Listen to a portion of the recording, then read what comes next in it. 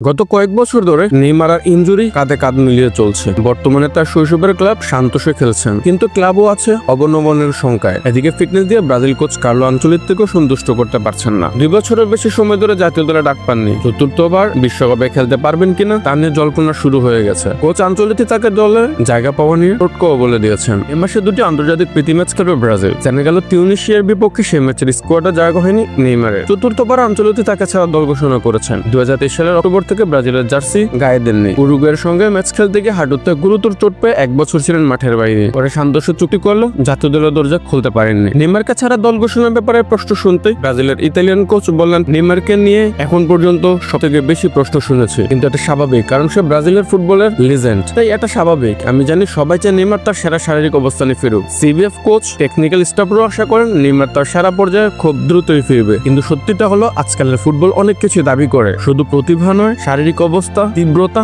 আশা করি নেইমার তার সেরা পর্যায়ে থাকবে। এরপর তিনি নেইমারকে পরামর্শ দিলেন, আমি মনে করি তার আরো বেশি সেন্ট্রালি খেলা উচিত, উইঙ্গার হিসেবে নয়, কারণ বর্তমান ফুটবল উইঙ্গার এমন খেলোয়াড় যাদেরকে ডিফেন্সিভ খেলাও খেলতে হয়। যখন আপনি সেন্ট্রালি খেলবেন তখন সে কাজটা কমে যাবে। আমিও ভাবি একজন খুব প্রতিভাবান খেলোয়াড় যে কিনা গোলের কাছে থাকে, সে অনেক বেশি গোলের সুযোগ পায়। ফলস নাইন হতে পারে তার জন্য আদর্শ জায়গা। এখন দেখার অপেক্ষা নেইমার ব্রাজিল কোচের পরামর্শে আমলে নেন কিনা। খুব বেশি সময় নেই, মার্চে রয়েছে প্রীতি ম্যাচ। সে দলে ডাক পেতে হলে ফিট থেকে সান্তোসের হয়ে ধারাবাহিক পারফর্মও করতে হবে তাকে।